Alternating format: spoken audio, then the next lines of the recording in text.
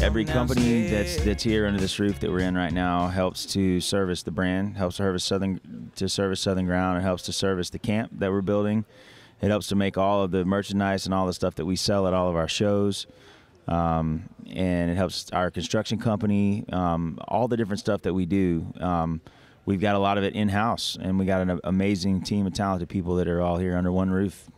Well, Zach, before we get too deep into this conversation, we want to start with a big announcement, and it's an announcement you want to make, and I think the people here in Phoenix are going to be extremely pleased.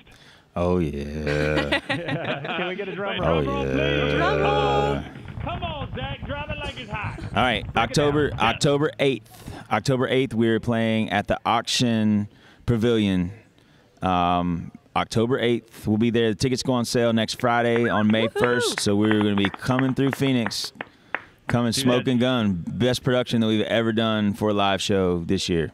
Thank God you're coming back in the fall. You were here last fall, but I remember it was 2 years ago, I believe, in the summer. You were here in like July or August, and it was the hottest show I have ever seen out there. I love it when you come in the fall. Yeah, me too, man. I'm excited. Yeah, I'm sure. Especially if you guys get into your, Day of the Dead skeleton outfits for the encore, dude. You got to be sweating bullets in there. No, we've got some new stuff for this year. Like I said, the new show, new encore this year. There's no skeleton suits this year. It's just got some mind blowing stuff for this year's show. New hat too, instead of the beanie. We never asked you about that. What's with the new hat? We love the new hat. Man, I've just always worn whatever I wanted to wear. Well, this is like Zach Brown 2.0. Well, Zach, how's the family, man? 4 girls under one roof. You got any advice for other people that are in that kind of a situation? Man, soak it up, man. I love every minute of it. They're my buddies, man. They're all, I can't explain how much I love my kids and my family. It's awesome, and I just had my first son just about a year ago now, and so we got 4 girls and then the little man, and that's the complete package. And so now when it's just us and my wife, we go, it's like party of 7. Oh my gosh. Man. Crazy. You have a basketball team. Yeah, what I want to know is, it's hard enough. I have 2 kids, and the time management skills that I have to have, I think, I don't know how you're doing this. How do you balance being a musician that's on the road for 250 days a year, all the entrepreneurship challenges that you have in front of you, and 4 daughters? Where do you get these time management skills? How do you do it? I have great people, great help to do it. I have to stay busy. I totally disengage from all of this when I get to be with my kids and have time that's just for me and them. And it's always a moving target. I got to always be aware of what's going on and try not to let my schedule completely, because we have to say no to so many amazing things. We try to make the ones count that we can do, and then try to really focus on the things that matter and the connection with my family. Zach Brown on the phone with us, and we're pretty excited for Jekyll and Hyde on Tuesday. Robyn and Beryl got to hear it last night. They say it's got a little bit of everything, and that's probably why you called it Jekyll and Hyde. It's a little all over the place. Would you agree? I would agree. That's the thing, man. There's the yin and the yang, and then there's another axis of that too. There's like the Z-axis on this record, and I think we hit all the corners of it. So there's some philosophy, there's some gospel, there's some rock, there's some big band stuff on here, there's some electronic music, there's stuff right down the middle of what you'd expect from us. And I've never spent as much time creating an album as this one. I feel like this is our best masterpiece that we've done.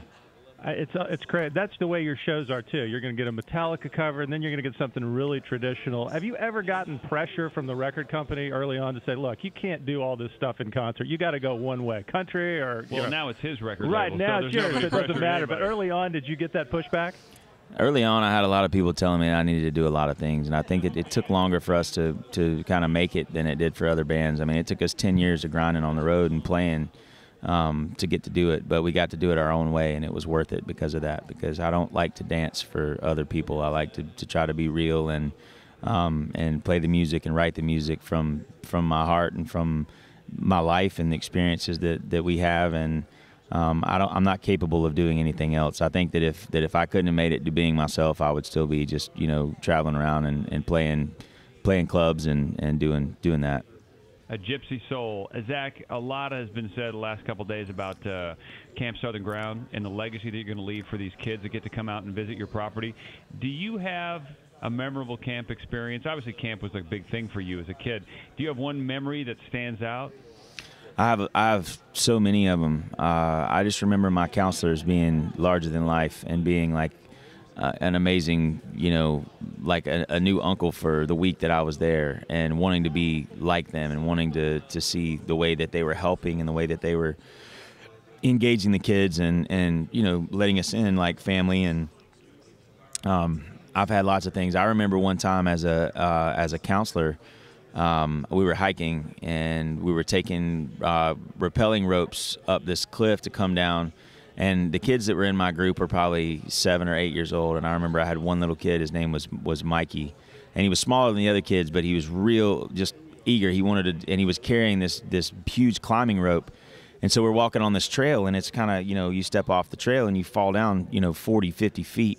And I remember he was walking in front of me, and I remember he lost his footing carrying this heavy rope, and he started to fall, and he was falling off the ledge. And I reached down, the only thing I could grab a hold of was his hair, and he had this like real bushy curly hair, and I had to pick him up. I had to lift him by his hair and pull him back up on the trail. But I remember him grabbing a hold of my leg afterward and just sitting there, and we all realized like what could have happened. I mean, just in one moment. But I remember that bond, that all of us together, always watching over each other and pushing each other beyond the things that we would normally be able to go do. And, he didn't leave that camp afraid. He left there empowered and knowing that he can do amazing things and to know what real relationships and real things are all about. And that's what we want to instill there. That's crazy. Have you seen Mikey since that incident? I haven't, man. I don't know. He's out there somewhere. Oh my God. I wonder if he's aware that the guy that saved his life is now Zach Brown.